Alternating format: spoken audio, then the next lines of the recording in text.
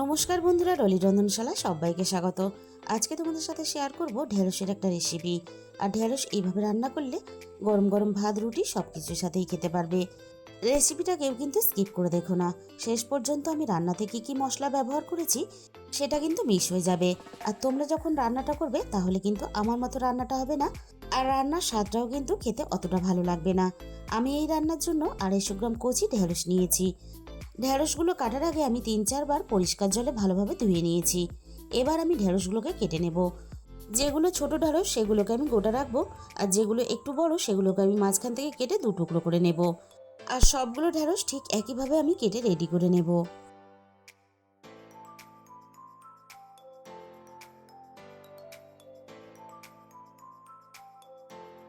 ঢেঁড়সগুলো আমি কেটে নিয়েছি। এবার ঢেঁড়সের ভিতরে পোকা আছে কিনা আমি এইভাবে একটু দেখে নেব।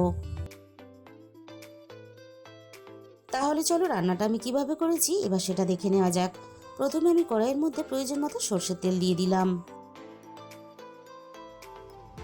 ঢেঁড়সগুলো তেলের মধ্যে দেওয়ার আগে আমি তেলটাকে বেশ ভালোভাবে গরম করে নেব।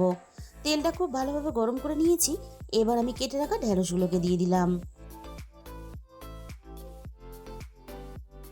এবার আমি ঢেঁড়সগুলোকে নাড়াচাড়া করে হালকা একটু লালচে রং ধরা পর্যন্ত ভেজে নেব। আর প্রথমেই কিন্তু আমি ঢেঁড়সের মধ্যে লবণ দেব না। প্রথমেই লবণ দিয়ে দিলে তাহলে ঢেঁড়সের মধ্যে যে পিচ্ছিল ভাবটা থাকে সেটা অনেক বেশি হয়ে যায়, আর তার জন্য ঢেঁড়সগুলো ভাজতে অসুবিধা হয়। মিনিট 4-5 মতো আমি নাড়াচাড়া করে ঢেঁড়সগুলোকে ভেজে নিয়েছি। আর ঢেঁড়সের গায়ে একটা সুন্দর হালকা ভাজার কালার চলে এসেছে। এবার আমি ঢেঁড়সের মধ্যে স্বাদ মতো লবণ দিয়ে দিলাম। এবার আমি লবণ দিয়ে নাড়াচাড়া করে ঢেঁড়সগুলোকে আরও একটু ভেজে নেব। মিনিট খানেকের মতো ঢেঁড়সগুলোকে নাড়াচাড়া করে আরও একটু ভেজে নিলাম। এবার আমি সমস্ত ভাজা ঢেঁড়সগুলো কড়াই থেকে নামিয়ে নেব।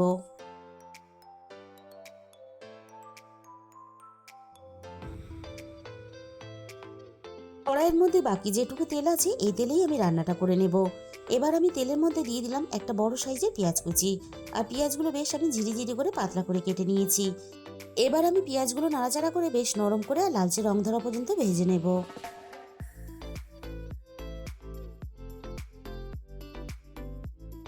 পেঁয়াজগুলো বেশ নরম হয়ে গেছে আর পেঁয়াজের গায়ে একটা সুন্দর ভাজার কালার চলে এসেছে। এবার আমি পেঁয়াজের সাথে আদা আর রসুন বাটা দিয়ে দিলাম। এবার আমি আদা রসুনটা পেঁয়াজের সাথে নাড়াচাড়া করে বেশ ভালোভাবে একটু কষিয়ে নেব, আদা আর রসুনের কাঁচা গন্ধটা চলে যাওয়া পর্যন্ত। আদা রসুনটা বেশ ভালোভাবে পেঁয়াজের সাথে কষিয়ে নিয়েছি। এবার আমি এখানে দিয়ে দিলাম একটা বড় সাইজের টমেটো কুচি। এবার আমি রান্নার স্বাদ মতো লবণটা দিয়ে দিলাম। এই সময় লবণটা দিলে তাহলে টমেটোটা নরম হয়ে তাড়াতাড়ি গলে যাবে। এবার আমি টমেটোটা নাড়াচাড়া করে ভেজে নরম করে নেব। টমেটোটা যাতে তাড়াতাড়ি নরম হয়ে যায় তার জন্য আমি কড়াইটা একটু ঢাকা দিয়ে দিলাম। মিনিট 2-3 মতো আমি কড়াইটা ঢাকা দিয়ে দিয়েছিলাম। এবার আমি কড়াই থেকে ঢাকাটাকে সরিয়ে নিলাম। টমেটোটা বেশ আগের থেকে অনেকটা নরম হয়ে গেছে। টমেটোটা আরও একটু নাড়াচাড়া করে বেশ ভালোভাবে আরও একটু নরম করে নেব। টমেটোটা নরম হয়ে গলে গেছে। এবার আমি রান্নার একে একে গুঁড়ো মশলাগুলো দিয়ে দেব।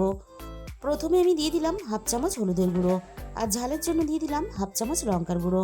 আর ঝালের পরিমাণটা অবশ্যই নিজেদের স্বাদ মতো ব্যবহার করবে। এবার আমি 1/2 চামচের একটু বেশি দিয়ে দিলাম ধনে গুঁড়ো, আর ধনে গুঁড়োর সাথেই আমি দিয়ে দেব অল্প একটু জিরে গুঁড়ো। এবার আমি সমস্ত গুঁড়ো মশলা পেঁয়াজের সাথে নাড়াচাড়া করে বেশ ভালোভাবে একটু সময় নিয়ে কষিয়ে নেব। মিনিট 3-4 মতো আমি মশলাটা নাড়াচাড়া করে বেশ ভালোভাবে একটু কষিয়ে নিলাম। মশলাটা আরও একটু ভালোভাবে পাক হওয়ার জন্য কড়াইটা আমি আবারও একটু ঢাকা দিয়ে দিলাম। মিনিট 2 মতো আমি কড়াইটা ঢাকা দিয়ে দিয়েছিলাম। এবার আমি কড়াই থেকে ঢাকাটাকে সরিয়ে নিলাম। মশলাটা আমি মিনিট খানেকের মতো আরও একটু নাড়াচাড়া করে নেব। এই রান্নার জন্য মশলা যত ভালোভাবে কষাবে রান্নার স্বাদ কিন্তু ততই বেশি ভালো হবে। মশলা থেকে সুন্দরভাবে তেল ছেড়ে দিয়েছে। মশলাটা যাতে পুড়ে না যায় তার জন্য আমি কড়াইতে অল্প একটু জল দিয়ে দিলাম। এবার আমি ভেজে রাখা ঢেঁড়সগুলোকে মশলার সাথে দিয়ে দেব। এবার আমি মশলার সাথে ঢেঁড়সগুলোকে নাড়াচাড়া করে একটু সময় নিয়ে বেশ ভালোভাবে কষিয়ে নেব।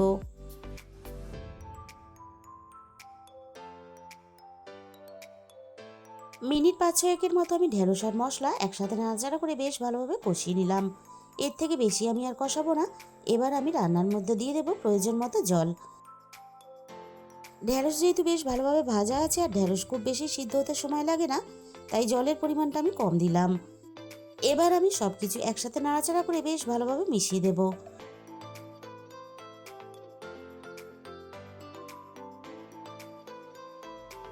এবার আমি গ্যাসের ফ্লেমটা মিডিয়াম টু লোতে রেখে কড়াইটা ঢাকা দিয়ে ভালোভাবে রান্নাটা করে নেব।